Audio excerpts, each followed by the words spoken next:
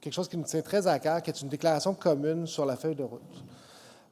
Et je vous dis, en gros, là, ce que vous avez vu avec la discussion qu'on a eue avec M. Donsky, j'imagine, a été un avant-goût là, de ce que vous allez entendre justement en ce moment. Parce que lorsque ça a été publié pour la première fois en 2019, là, le rapport trajectoire de Donsky a été une véritable bougie d'allumage pour créer la feuille de route 2030.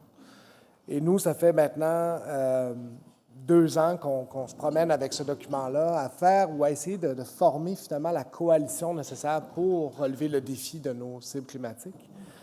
Parce que c'est un document de mobilisation, parce qu'on le voulait comme ça, comme un document de mobilisation, bien, on avait besoin de finalement faire cette déclaration aujourd'hui. Alors cet hiver, on a pris notre petit baluchon et on est allé rencontrer, on a fait 16 rencontres différentes sur la feuille de route.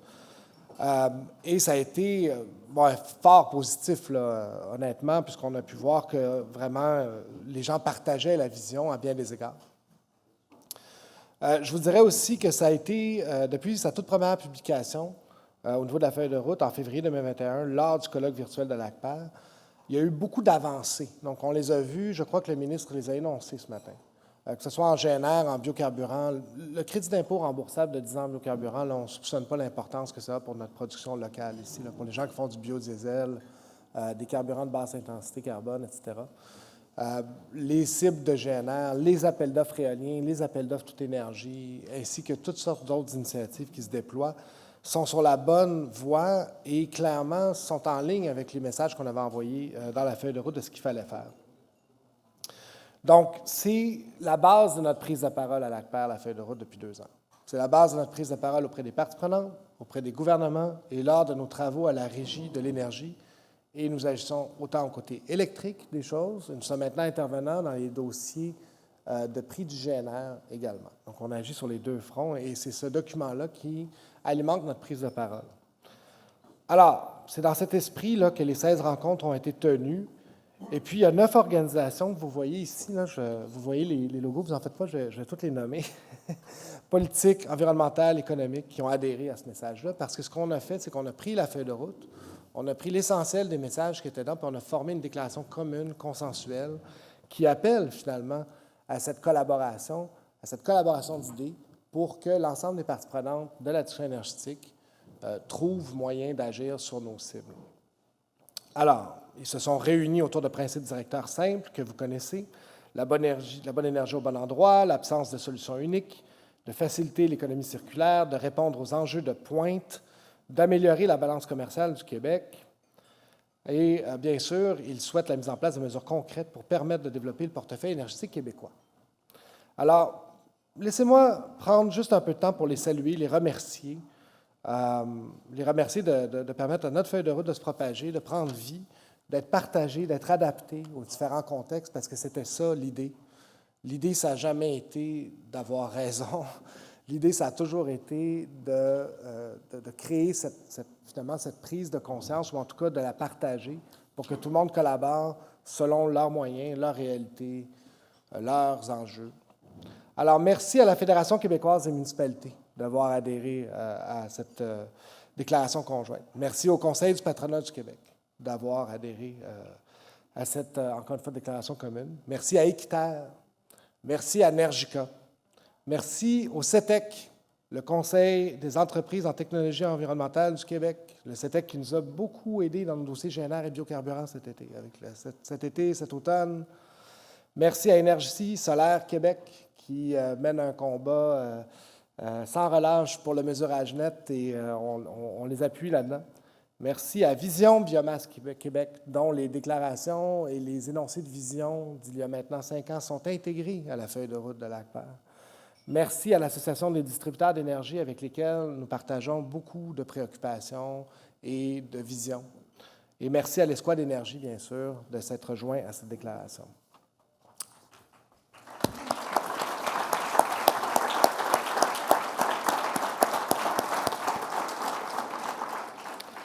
Alors, comme vous pouvez imaginer, ça sera publié sur notre site Web. On va s'en vanter et tout ça, eux aussi. Là. Et il y aura un communiqué de presse, etc. Et laissez-moi, bien sûr, présenter la table d'honneur pour cette déclaration. encore une fois, on va demander à chaque personne de se lever. On va réserver les applaudissements à la fin parce qu'on manque toujours de temps. Puis de toute façon, vous n'êtes pas venus m'écouter, hein, vous êtes venus écouter les autres. Alors, allons-y rapidement, mais de façon concrète. Alors, Simon Deschênes, maire de la ville de Sainte-Anne-des-Monts, président de la Régie intermunicipale de Gaspésie, les Îles-de-la-Madeleine. Bonjour, Simon. Michel Lagacé, maire de Saint-Cyprien, préfet de la MRC de Rivière-du-Loup, président de la Régie de l'énergie du Bas-Saint-Laurent et administrateur de l'ACPER. Annie Gertin, directrice de la coordination et de l'innovation sociale en transition énergétique. Bonjour Annie, on se voit tantôt pour le concours étudiant. Alex Couture, directeur régional senior, EDF Renouvelable et président du conseil d'administration de l'ACPER. Alex, tu veux bien te lever, là, les gens te connaissent. Oh, okay, d'accord. Frédéric Côté, directeur général de Nergica et administrateur de l'ACPER. Bonjour Fred. Sonia Marcotte, présidente directrice générale de l'Association québécoise des distributeurs d'énergie. On est très heureux de vous voir ici aujourd'hui, Madame Marcotte. Carl Blackburn, président et chef de la direction du Conseil du patronat du Québec. Bonjour Carl, merci d'avoir interrompu ta tournée régionale pour nous. Simon Naylor, cofondateur de Viridis Environnement, représentant le Conseil des entreprises en technologie environnementale du Québec, le CETEC. Merci Simon. Élisabeth Roger, chef de développement des affaires chez Hydro-Québec. Bonjour, Mme Roger. Philippe Donsky, bien entendu, président de la firme Donsky. Et finalement, mais non la moindre, Emmanuelle Rancourt, coordonnatrice et co-porte-parole de Vision Biomasse Québec. Est-ce qu'elle est là, Emmanuelle? Ah, elle est peut-être partie depuis peu. Bon, elle était là. Et on était très contents de l'avoir. Alors, sans plus tarder, on va faire une petite discussion avant de tous vous permettre d'aller boire des bières dans le corridor, comme je vous disais. As said previously, should you need translation, it's okay, we have the material. It's right at the back of the room, right there, beside the booth where the translator is located. So if you need translation from French to English, this service is provided. Please proceed to the back of the room to take the little material that will allow you to hear the translation. And of course, si vous voulez vous faire parler en anglais, vous pouvez le faire aussi, donc ça va être en français. Si vous voulez que ça soit traduit de l'autre bord, aucun problème, vous pouvez aller chercher, c'est fait des deux bords. Ça fait que, laissez-moi donc vous présenter brièvement notre première personne qui va venir s'exprimer sur la vision de son organisation quant au défi de la transition énergétique qui est devant nous. C'est M. Blackburn. Et je vais demander à M. Blackburn de monter sur scène, me rejoindre, juste lire sa brève bio avant de le faire, si tu me permets, Carl. Alors, M. Blackburn a été élu député libéral dans Roberval en 2003. Il occupe différentes fonctions jusqu'en 2007, notamment celui de chef de cabinet du whip et cumule les fonctions au sein du Parti libéral du Québec par la suite. Il devient directeur principal Affaires publiques et relations gouvernementales Canada chez Produits forestiers résolus du 3 septembre 2013 à juin 2020. Très actif sur le plan social, il œuvre depuis de nombreuses années auprès de Centraide du Grand Montréal et s'implique comme membre du conseil d'administration de nombreuses organisations. Alors, Carl, si tu veux bien venir nous rejoindre afin d'expliquer la vision du conseil du patronat face aux défis qui nous attendent.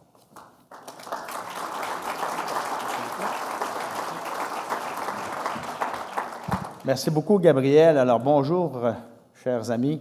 D'abord, ça fait un peu spécial, hein, parce que peut-être quelques-uns d'entre vous, ce n'est pas votre première rencontre formelle où il y a plusieurs dizaines de personnes, sinon des plusieurs centaines de personnes.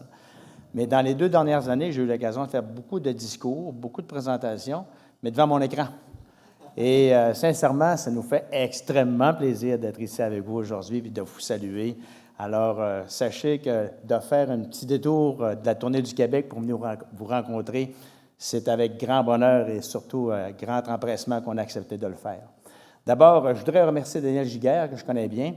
C'est grâce à Daniel si on a eu l'occasion de dîner aussi tout à l'heure parce qu'il avait faim et ça a permis à Gabriel de voir le signal pour qu'on puisse débuter le dîner. Alors, Daniel, je te remercie infiniment de cette belle petite attention. D'abord, laissez-moi vous parler un peu du Conseil du patronat du Québec. Parce que, vous savez, je suis président et chef de la direction de cette organisation-là depuis maintenant 2 ans. Mais le Conseil du patronat du Québec existe depuis 53 ans. Alors, c'est une fédération de regroupement d'employeurs. Et je disais tout à l'heure à Philippe, pour imaginer de quelle façon le Conseil du patronat du Québec est né, c'est dans la période de la Révolution tranquille, dans les années 70, il y avait les grandes centrales syndicales d'un côté, il y avait le gouvernement de l'autre côté, il y avait une multitude de regroupements d'associations d'employeurs. Alors, à ce moment-là, et de la volonté des regroupements syndicaux et de la volonté du gouvernement, c'était de fédérer sous une seule et même organisation les employeurs pour être capable de faire le fonctionnement et d'opérer les discussions correctement. Et le Conseil du patronat est né à cette époque, dans les années 70. Nous sommes la plus grande organisation de représentants d'employeurs au Québec. On représente plus de 70 000 employeurs, de petites, moyennes, grandes organisations, mais également de plusieurs secteurs ou associations sectorielles, et ce, dans toutes les régions du Québec. Nous représentons également des organisations privées, mais également des associations semi-publiques. Alors, lorsqu'on parle du milieu des employeurs, lorsqu'on parle de cette réalité du monde patronal, alors le Conseil du patronat du Québec est un interlocuteur de choix, est un acteur de premier plan, et ce, depuis plus de 53 ans, pour accompagner les grands changements de notre société, de notre courte histoire de société, mais qui nous amène toujours un peu plus loin. En 2014, d'ailleurs, le CPQ a fait des alliances stratégiques avec, entre autres, différentes organisations, dont Switch, que certainement plusieurs parmi vous connaissent. Switch, qui était l'Alliance pour une économie verte au Québec, alors qui regroupe différents groupes environnementaux, différents groupes de représentants du monde des finances, ainsi que des acteurs du monde économique. Alors, depuis 2014, on est à cette table avec le Conseil du patronat du Québec. Depuis le début de la pandémie aussi, peut-être quelques-uns parmi vous en avaient entendu parler, mais le regroupement, le G15. Alors, le G15, qui est un regroupement d'associations sociales du milieu économique ou communautaire, de certains groupes environnementaux, de certains groupes d'économie sociale, le groupe économique qui est le Conseil du patronat du Québec. Alors, depuis 2020, au début de la pandémie, on a eu l'occasion d'être parmi les premiers à lancer publiquement notre collaboration au niveau du G15+. Et le G15+, vous le savez, ça regroupe différentes organisations de différents milieux, mais malgré les visions et les missions différentes de nos organisations, nous sommes arrivés à dégager quand même un consensus pour 29 recommandations. 29 recommandations qui visent à une relance économique prospère et durable, mais de garder ce qu'on fait de bien, mais de changer ce qu'on fait de moins bien pour s'assurer que cette relance puisse profiter à tous et toutes dans la meilleure compréhension. Le CPQ intervient également sur différentes tables gouvernementales en participant, par exemple, et avec Philippe tout à l'heure, on en discutait, sur le plan quinquennal de transition énergétique du Québec ou encore sur le plan d'une économie verte en 2030. Au niveau de la gouvernance interne du CPQ, le CPQ réunit différents experts autour de la table avec nos différents comités. Daniel, encore une fois, participe à un de ces comités sur le développement durable. Alors, on a l'occasion de pouvoir compter sur l'expertise et l'expérience de nos membres pour échafauder, peaufiner les positions du Conseil du patronat du Québec sur différents enjeux importants de notre société. Alors, je pense que la participation de nos collègues et nos partenaires font de ces rencontres, de ces positionnements, des éléments qui sont très crédibles, qui sont porteurs et surtout qui reflètent la réalité de ce que nous vivons. Le tissu économique maintenant québécois. Avant d'entrer dans le vif du sujet, j'aimerais vous parler brièvement du tissu économique dans lequel on se retrouve comme société, parce que des fois, ça peut vous emmener peut-être à avoir une perception qui est un peu différente de ce que vous pouvez peut-être avoir comme idée préconçue dès le départ. D'abord, au Québec, nous sommes le royaume des PME. Les PME, en 2019, représentaient 99,8 de nos entreprises au Québec. Quand je parle de PME, c'est des entreprises de moins de 500 employés, dont 53 ont 5 employés et moins.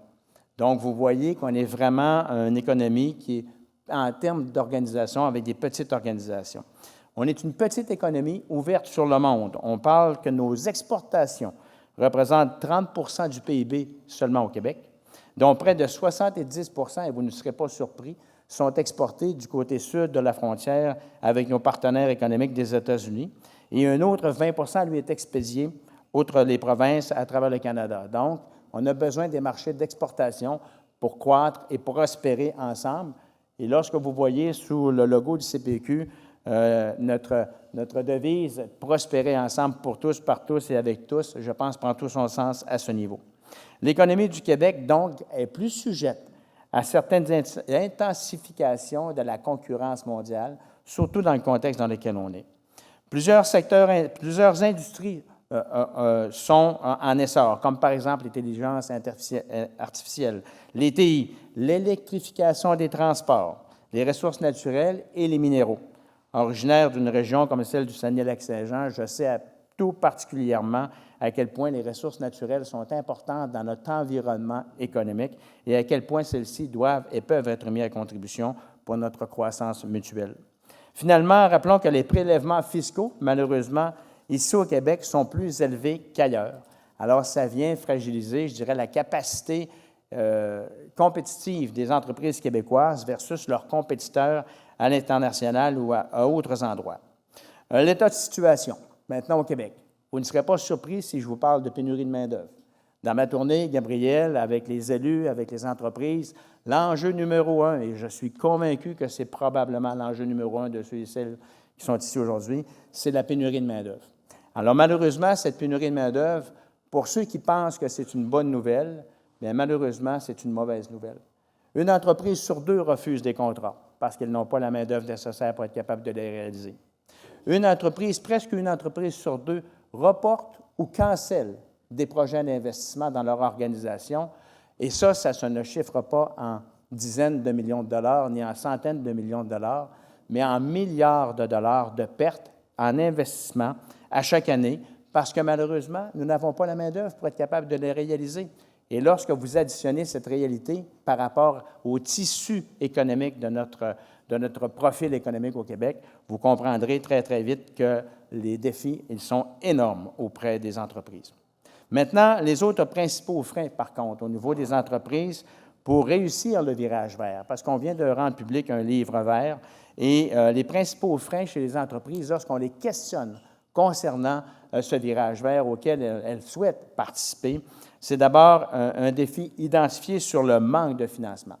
Ça paraît paradoxal, mais avec toutes les enveloppes budgétaires et surtout les énergies qui sont mises de l'avant par les gouvernements, d'avoir cette perception qu'il y a un manque de ressources financières pour les entreprises lorsqu'elles veulent participer au virage vert.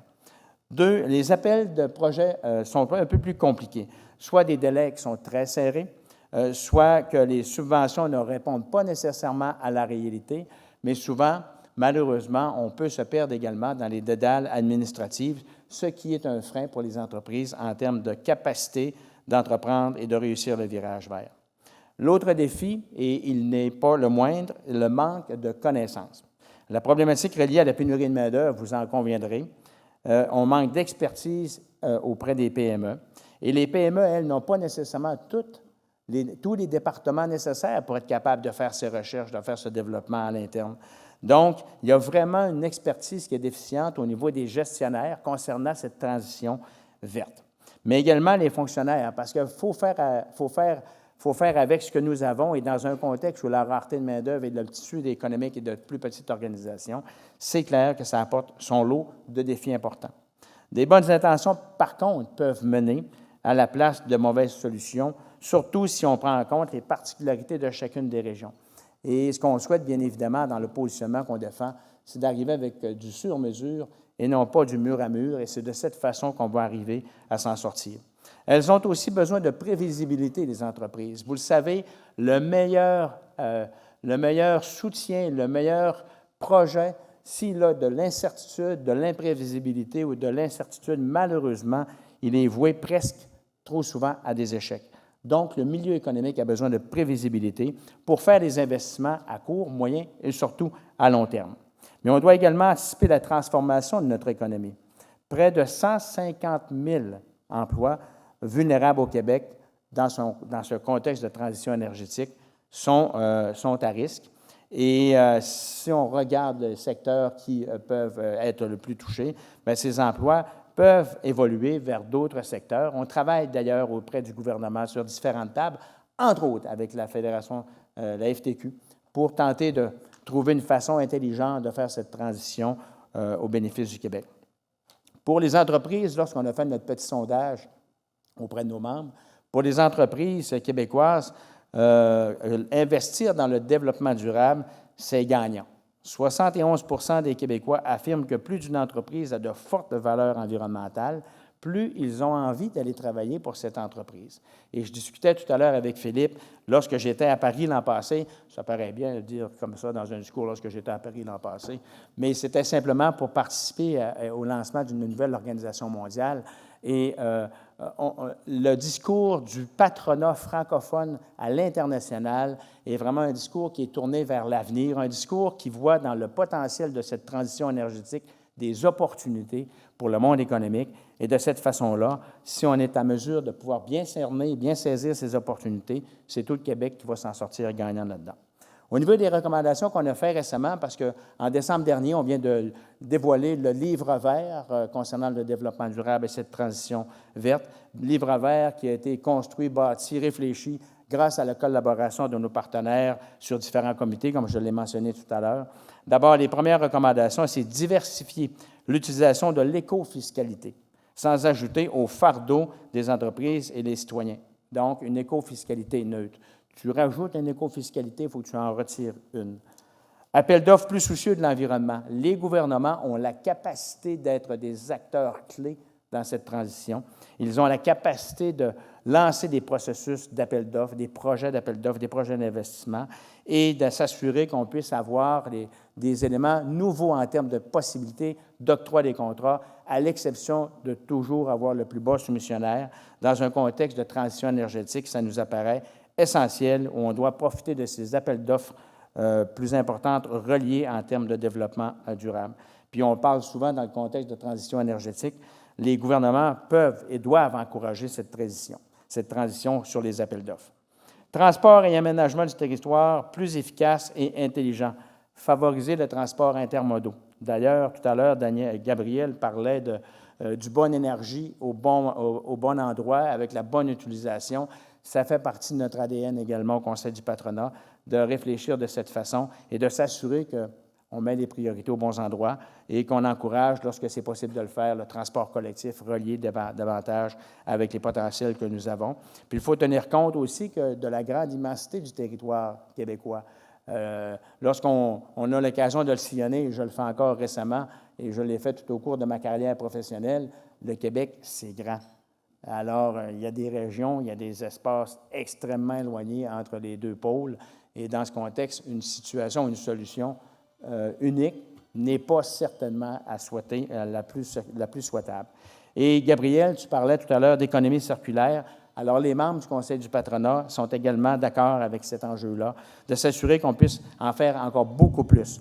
L'indice de circulation ou de circularité de l'économie pour le Québec est à seulement 3,5 % alors qu'il y a des endroits dans le monde où on parle de près de 30 % d'indice de circularité.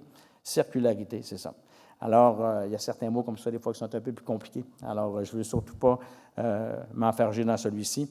Alors, on peut s'assurer de miser sur la symbiose industrielle. Et au niveau de la transition énergétique, entre autres, l'économie circulaire s'inscrit parfaitement dans le développement de nouvelles énergies. On pense, entre autres, à la biomasse, à la transformation de déchets en énergie, de mixité entre projets de développement industriel et produits alimentaires. Alors, il y a effectivement beaucoup de potentiel à ce niveau-là. En termes de conclusion maintenant, parce que je sais que l'après-midi va être long et chargé, il y en a qui ont besoin d'aller faire un tour dans la place pour prendre une bière causerie. Alors, pour le CPQ, la réussite du virage vert passe par la concertation. La transition n'est pas l'affaire d'un acteur unique, mais repose sur la capacité d'inclure toutes les parties prenantes dans la démarche. Le panel d'aujourd'hui, tout à l'heure, vous aurez l'occasion d'entendre M. Michel, alors vous allez voir qu'on est exactement à cet endroit-là. La transition énergétique est une voie de passage obligée pour atteindre nos objectifs. Le développement d'un éventuel d'énergie renouvelable va profiter à de nombreuses entreprises dans des secteurs très variés, tout en soutenant le développement de nouvelles opportunités pour nos régions. Et l'immensité du territoire ne doit pas être un enjeu, mais doit être davantage une opportunité pour qu'on puisse faire rayonner cette transition énergétique, cette transition verte dans toutes les régions du Québec au bénéfice de la société en général. Alors, merci de votre attention et je répondrai bien évidemment à toutes vos questions tout à l'heure lorsque le moment sera venu. Alors, merci. Gabriel, je te laisse la parole. Merci, Carl. Alors, merci, Carl. Je suis sûr qu'il y aura des questions pour toi tantôt. Là, on vous rappelle qu'il va y avoir 2 micros, mais avant qu'on pose toutes sortes de questions à M. Blackburn sur les nombreux sujets qu'il a touchés, là, il est aussi, vous savez, il y a Michel Lagacé qui est ici pour nous parler d'une perspective, elle, municipale, sensiblement les mêmes enjeux. Et je vais vous lire la bio de M. Lagacé. Je vais te prier, Michel, de venir faire ton allocution tout de suite après. Donc, Michel Lagacé est membre du conseil municipal de Saint-Cyprien depuis 1988. Il agit comme maire depuis 1997. Et c'est en 2002 qu'il est élu pour son premier mandat à titre de préfet de la MRC de Rivière-du-Loup, qui se continue à ce jour. Fort impliqué au développement éolien depuis de nombreuses années, il est actuellement président du parc éolien communautaire Vigée de Longueville, qui est une société en commandite. Président de la Régie de l'énergie du Bas-Saint-Laurent et président du parc éolien communautaire Nicolas Rio. En plus, il est administrateur de l'ACPER, donc c'est un homme occupé. De plus, il est président de la Société du parc côtier Kiskotuk et président de la Société d'économie mixte d'énergie renouvelable de la Société de la région du Rivière-du-Loup, la SEMER. Ça va plus vite avec l'acronyme, Michel, je pense, je vais le faire la prochaine fois. Qui est une usine de biométhanisation. Donc, un grand expert énergétique. Et Michel, si tu fais venir au micro, là, nous parler de la perspective de la FQM sur cette transition énergétique en cours.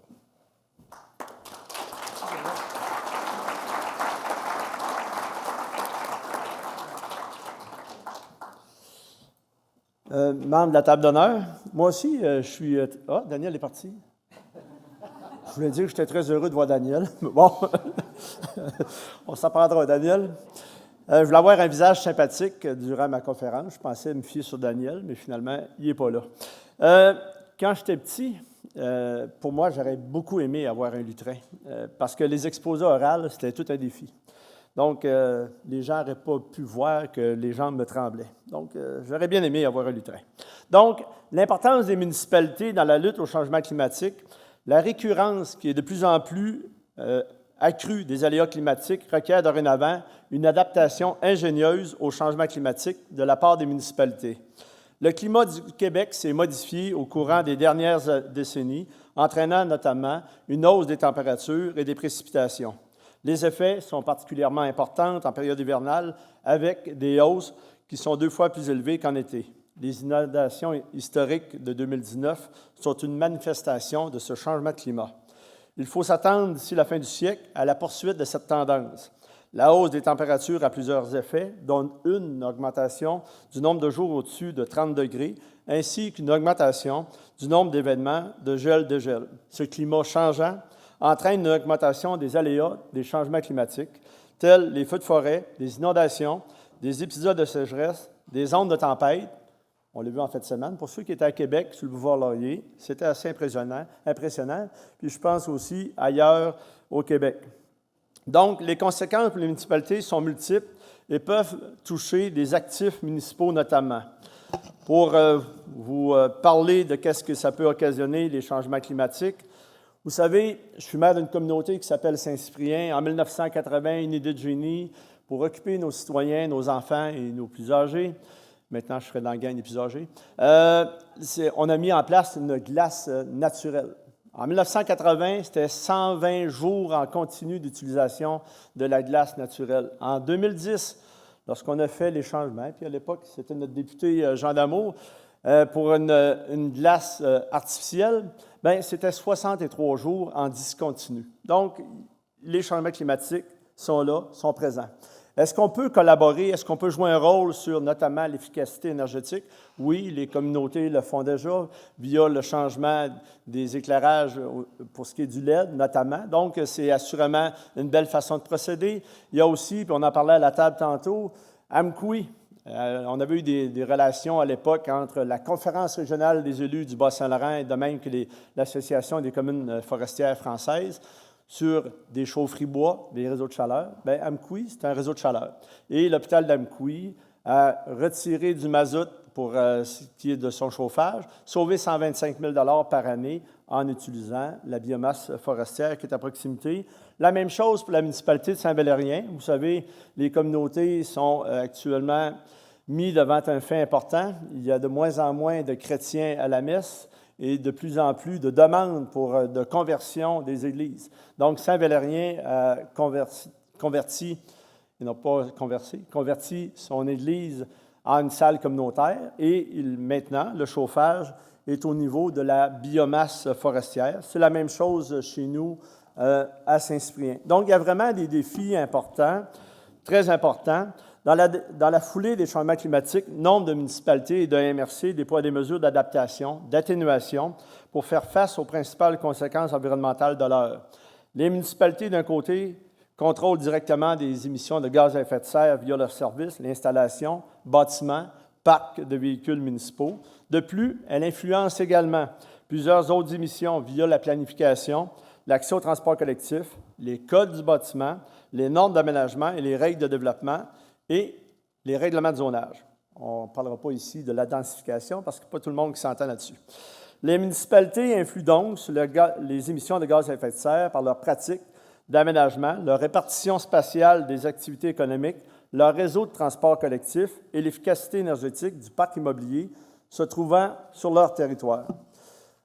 Peut-être de vous dire que il y a des données, c'est important. Faire le monitorage, c'est très important quand on veut savoir où c'est qu'on s'en va.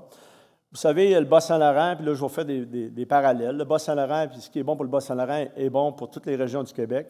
On a fait un inventaire sur notre autonomie alimentaire. On vise 50 d'autonomie alimentaire.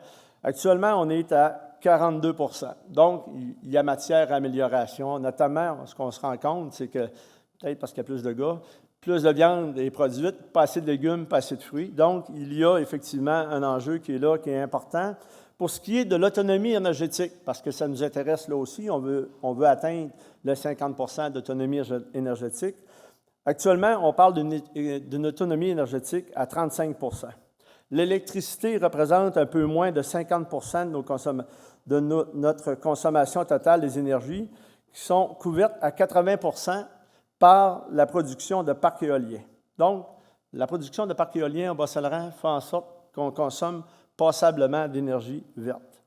Entre autres, avec des projets comme Vigée de Nonville, comme Nicolas Rioux et bien d'autres. Donc, 55 % de la consommation d'énergie est liée au pétrole, transport des personnes et des marchandises. Dans le cas de l'électricité, en ce qui a trait au transport, ça représente 0,38 %. Donc, il y a évidemment beaucoup de défis qui se présentent à nous. Et ce défi-là, il est présent pour toutes les régions du Québec. Il est présent pour tous les territoires de la MRC, toutes les communautés. Puis, je dirais que, c'est ce que je disais un peu tantôt à la table, c'est ensemble qu'on peut affronter ces défis-là. C'est certainement pas en agissant de façon isolée. On a des outils de planification à la hauteur des MRC, que ce soit les schémas d'aménagement, les schémas en ce qui a trait aux matières résiduelles, puis ça se décline notamment dans le règlement de zonage. Et on pense qu'on a un rôle à jouer qui est important sur adopter des meilleures pratiques au niveau environnemental. Vous savez, il y a 60 à 70 % de ce qu'on envoie au lieu d'enfouissement technique ou dans d'autres endroits, parce qu'il y a des dépôts clandestins, 60 à 70 % des déchets qu'on envoie au lieu d'enfouissement technique qui pourraient se retrouver ailleurs, soit dans des centres de tri, soit en ce qui a trait aux matières putrescibles, notamment dans des usines de biométhanisation. Quand on regarde cela, les matières triables, il y a de cela quelques années, le centre de tri à Rivière-du-Loup, qui opère un volume de tonnage très important, bien, il y avait 10 % des matières qui étaient accueillies, aux environs de 10 % qui étaient envoyées à l'enfouissement. Parce qu'il y a eu des investissements importants, parce que les communautés se sont senties interpellées, parce qu'on a continué à faire des campagnes de sensibilisation et qu'il y a eu des investissements importants de la part de la société VIA, notamment dans l'automatisation. Bien, aujourd'hui, on parle entre 2 et 3 % de rejet, ce qui est extrêmement important.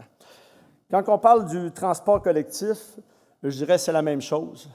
on a des ambitions, puis ça devrait être des ambitions pan-québécoises sur l'électrification des transports. Il y a de l'amélioration puis de l'intelligence qui se fait actuellement en ce qui a trait à l'électrification des transports. Donc, c'est un enjeu sociétal qui est extrêmement important.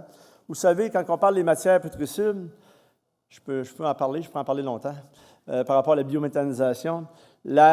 Actuellement, on exploite 30 à 40 du gisement des matières putrescibles. Il y en a un 60 à 70 qui se retrouvent encore en enfouissement. Donc, c'est vraiment un enjeu de société sur lequel on est convié dans les prochaines années, à l'occurrence. Et je dirais que je voyais M. Roy tantôt du CFQ qui est ici. C'est clair que la forêt, puis je dirais les travaux sylvicoles, c'est de nature à améliorer notre potentiel pour ce qui est du gaz carbonique. C'est clair, la forêt, c'est un capteur qui est extrêmement important. Donc, de faire les travaux qui sont requis pour faire en sorte qu'il y ait une moins grande production de gaz à effet de serre, que les gaz puissent être captés.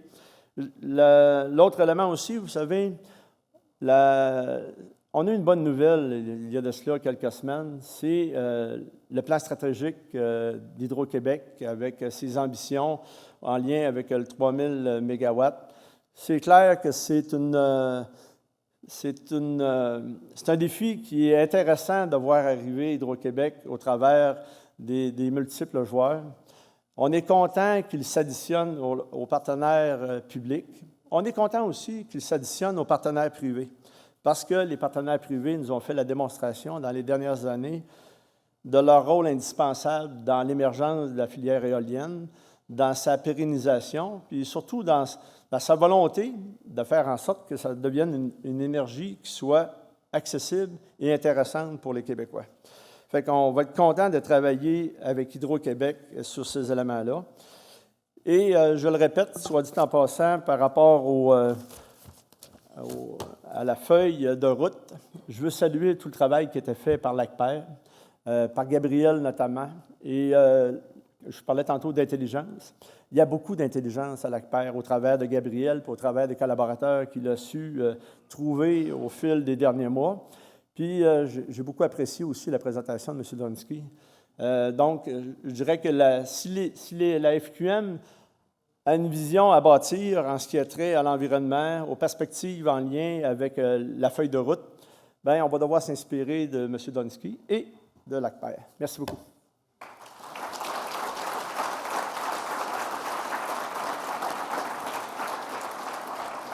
Je me suis volé mes questions. Des lunettes, c'est pratique. Oui. Non, je n'ai pas volé tes questions. Ah, tu n'as pas volé mes questions. Non, je les ai ici. Bonjour tout le monde. On va passer à une petite phase de discussion parce qu'il est bientôt 2 heures. S'il y a des gens qui veulent poser des questions, les 2 micros. Sinon, c'est moi qui pose des questions. Vous allez peut-être vous ennuyer. Ben voilà, je vous invite à aller au micro.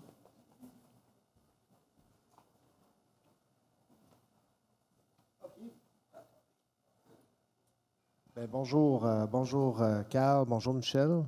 2 visions, je pense, qui illustrent le défi là, de la feuille de route, de la collaboration entre des éléments là, sociétaux quand même différents. Puis moi, je pense que ce qui est vraiment le fun, c'est comment on voit que les choses se rejoignent là, dans les discours, là, à quel point l'importance est là, est mise, mais que les enjeux ou les préoccupations peuvent différer, que les priorités d'action peuvent différer, puis que même les territoires peuvent faire différer, ou le type d'industrie peut vraiment amener des préoccupations, des priorisations, on va dire, différentes. Fait que laissez-moi poser peut-être une question là, large, parce qu'on n'a pas tant de temps que ça, puis ça va vous permettre de faire sortir tout ça. C'est risqué une question large. Ben non, mais je sais, mais je vais risquer mon va-tout, puis après ça, on va aller boire de la bière. Fait que, si je commence par toi, Carl, puis après ça, je vais te poser la même question, Michel. Comment le CPQ perçoit les opportunités et les défis qui sont reliés là, au développement des nouveaux modèles d'affaires qui soient circulaires ou durables? Chez tes membres, quelles sont les opportunités, quels sont les défis? D'abord, d'entrée de jeu, les opportunités sont vues comme étant des défis, mais en même temps, lorsqu'on regarde le verre, on le voit toujours à moitié plein au lieu de le voir à moitié vide. Alors, il y a beaucoup de capacité d'avoir accès, de prendre ce virage-là, puis de participer, d'être un acteur de premier plan. C'est ce que les entreprises nous disent. D'ailleurs, dans le sondage qu'on a fait, Elles veulent participer à cette transition, mais il y a quelques écueils qui, malheureusement, risquent de ralentir celui-ci. D'abord, le manque de fonds ou l'incompréhension par rapport aux fonds disponibles. Est-ce que c'est la bonne façon de les utiliser pour être capable de faire de cette transition-là vraiment un actif important? Deuxièmement, les dédales administratives. Alors, on le voit, si malheureusement, on n'arrive pas à rendre ça plus fluide, plus facile d'accès, ça risque d'être encore une fois un frein qui va ralentir cette transition. Et le troisième, et non le moindre, j'en ai parlé rapidement tout à l'heure, mais la pénurie de main-d'œuvre, qui, soit dit en passant, n'est pas le résultat de la COVID, mais le résultat de la courbe démographique de notre société, qui, malheureusement, ici, est plus vieille qu'ailleurs. On va devoir remplacer 1 400 000 personnes qui vont prendre leur retraite d'ici 2026. Alors, cette pénurie de main-d'œuvre, si on n'arrive pas à élargir le bassin de travailleurs, risque de ralentir l'effort des entreprises. Mais celles-ci sont sur la ligne de départ. Celles-ci, pour la plupart d'entre elles, déjà participent à cette transition. Le Conseil du patronat veut être un acteur clé auprès de ces entreprises, auprès des gouvernements, parce qu'on le voit vraiment comme une opportunité. Le Québec est vaste, le Québec est grand. Nous avons la capacité d'avoir de l'intelligence, des ressources, un territoire immense, une intelligence industrielle qui peut nous emmener encore plus loin. Lorsque je nous regarde par rapport à ce qui existe dans le monde, je suis loin d'être gêné quand je regarde ça. Au contraire, on a vraiment des opportunités. Il reste qu'il faut les saisir. Mais on est vraiment là sur la ligne de départ pour être capable de les saisir. Il manque quelques petits éléments d'ajustement, mais en bout de piste, je suis convaincu qu'en unissant nos voix vers cette transition qui est extrêmement importante, mais on va réussir à convaincre et à sensibiliser davantage ceux qui sont un peu plus réfractaires à ce changement.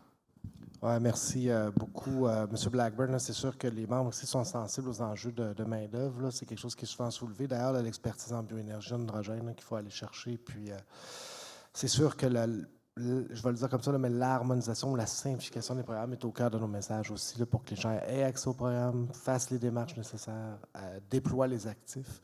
Alors, Michel, tu sais la question que je vais te poser. Je vais te poser exactement la même. Mais je vais juste changer le nom de l'organisme. Alors, pour finir cette causerie-là, pour tout le monde, comment la FQM perçoit les opportunités ou les défis reliés au développement, donc des nouveaux modèles d'économie circulaire qui s'en viennent ou des nouveaux modèles économiques liés au développement durable? Je dirais qu'on le fait déjà, en lien avec, notamment, je parlais tantôt de la biomasse forestière. On est une région forestière au Bas-Saint-Laurent. Dans bien de régions au Québec, c'est la même chose. C'est des régions forestières. La proximité de la ressource qui fait en sorte qu'on peut privilégier des circuits courts, absolument. Vous savez, prendre de la biomasse forestière au détriment du mazout, d'abord, on encourage un geste environnemental qui est extrêmement intéressant. On permet à l'économie locale puis régionale de se développer. Puis, je dirais qu'on évite l'envoi de capitaux à l'extérieur du Québec, du Canada. Donc, les municipalités, les MRC, on souhaite collaborer, contribuer. On le fait depuis quelques années en développement éolien parce qu'on a trouvé un juste milieu entre les attentes des promoteurs privés, les attentes des communautés, puis de répondre aux besoins d'Hydro-Québec, d'avoir un prix intéressant. C'est la même volonté qui va s'exprimer pour ce qui est du solaire, de la biomasse forestière, de l'hydrogène vert, parce que puis la biométhanisation, parce que c'est important, le gaz naturel renouvelable, qu'il soit liquéfié ou compressé. Donc, il y a des enjeux de société, mais il va falloir que les messages soient répétés. Puis je parlais tantôt avec Madame du MERN sur les volontés communes qu'on a de travailler ensemble, d'éviter les approches par silo, parce que ça, après 35 ans, là, les approches par silo, ça tue les idées, ça tue les bonnes idées, puis ça tue le monde.